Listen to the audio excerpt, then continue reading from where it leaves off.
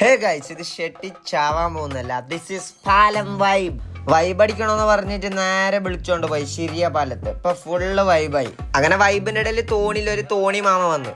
പക്ഷെ ഷെട്ടി പറഞ്ഞ് നോക്കറ, ഈ പുഴ മൊത്തം ക്ലീൻ ആക്കാൻ ഈ മാമന്റെ ആ ഒരു മനസ്സ് നിന്ന്. പിന്നല്ലേ മാമന്റെ ആ ഒരു മനസ്സ് നമ്മ ഉള്ളിൽ നേരെ കണ്ടത്. ആള് തേങ്ങ എടുക്കാൻ വന്ന തേങ്ങ മാമ. അങ്ങനെ തേങ്ങ കിട്ടി, മാമ ഹാപ്പി. അപ്പൊ നമ്മള് ഷെട്ടി പറയുന്നത് എനിക്ക് 10K ഫോളോവേഴ്സ് ആയെങ്കിൽ ഇടുന്ന് തുള്ളുന്ന്. ഗൈസ് എന്ത് നോക്കുന്ന, ഫോളോ ആക്ക്. 10K ഫോളോ ആക്കി ഷെട്ടി നമുക്ക് ഇടുന്ന് താഴെക്കിടാം. പിന്നെ നമ്മൾ ഉണ്ണിക്കുട്ടൻ ഒരു ക്രിക്കറ്റ് കളി ഉണ്ടായി, നേരെ അടുക്കുപോയി.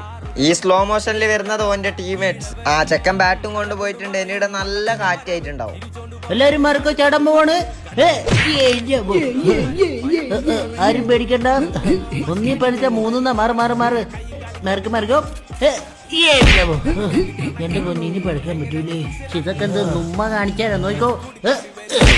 അങ്ങനെ 2 ബോൾ നല്ല കാറ്റിട്ട് 3ാമത്തെ ബോൾ അടിച്ചു മോനെ, 6.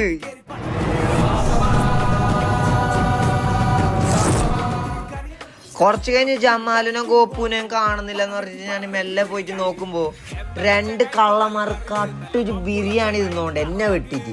ബാക്കിയുണ്ടായത് ഞാനങ്ങ് മേങ്ങിച്ച് തിന്നു. അങ്ങനെ ഫൈനൽ തുടങ്ങി. ബിരിയാണിന്റെ ഫുൾ പവർ ജമാലും ഗോപ്പും ഇവിടെ കാണിച്ചോണ്ട് ചെക്കന്മാർ കളി ജയിച്ചിട്ടെല്ലാം പിരാന്ന് നായി പോലെ പാഞ്ഞോണ്ട് ഗ്രൗണ്ടില്. ജമാലും ഗോപ്പുവിന്റെ കട്ട സപ്പോർട്ട് ഉള്ളത് കൊണ്ട് മാത്രം പിള്ളേരവിടെ അടിച്ച് ജയിച്ചത്. പിന്നെ നമ്മ അവിടുന്ന് കപ്പും പൊന്തിച്ചിട്ട് ഒരൊറ്റ തെരിക്കള ധരിച്ചു.